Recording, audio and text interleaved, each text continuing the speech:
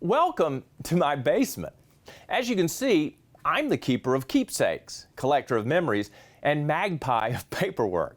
Sure, it has sentimental value, but like many savers, there's always hope there could be a bullion hidden in these boxes. What started out as a big tidy-up for John Bolger turned into a treasure hunt. Myself and my family have been going back through boxes that we've had in storage and trying to eliminate things that are no longer needed.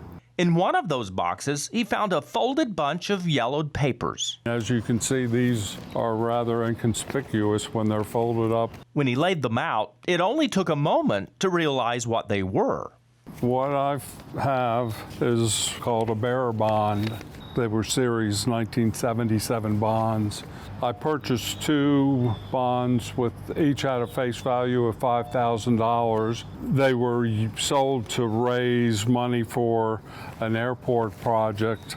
Not just any airport project, but the world's busiest airport, Hartsfield-Jackson International Airport in Atlanta. And they were paying 6.3% interest at the time, which today obviously sounds like a pretty good return.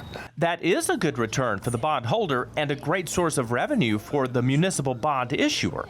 Dating back to the early 1800s, many of America's greatest cities were built with municipal bonds. These type of investments helped fund major public projects like schools, roads, and, this case, airports. But what makes these muni bonds unique is that they are also bearer bonds. Back in the day, you would actually get a certificate with a bunch of coupons, and you would have to tear those coupons off to redeem the payments. Nick Antonucci is a researcher at Hensler Financial in Woodstock, Georgia.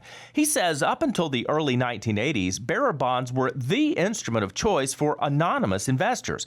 That is, until they became a beard for bad business. For a number of reasons, the first of which was money laundering related. And you also had concerns regarding tax evasion. With it not being pegged to one individual person, there are ways around it. Additionally, there's concerns with theft. So you might have a bearer bond and I could take that from you and then redeem the coupons. Or as in John's case, bearer bonds can be misplaced. The bonds got set aside and I basically forgot about them.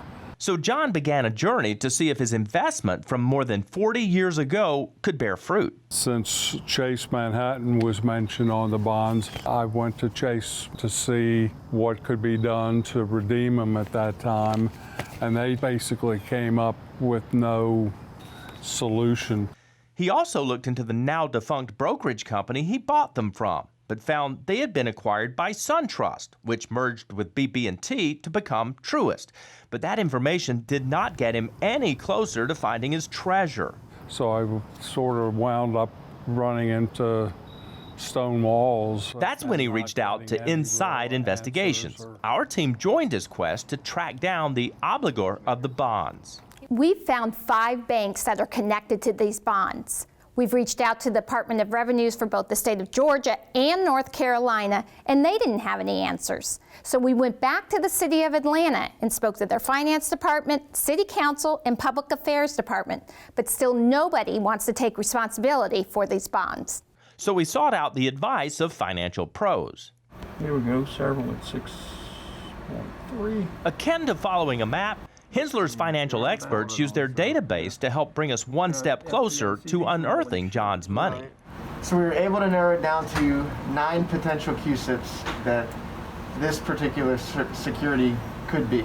So we went back to the city of Atlanta again, and after numerous requests, they reached out to John to help him cash in on his bonds. I'm pleased that I was able to get the interest of Trustdale to help me investigate, because they've been able to open doors that I wasn't able to have much success with.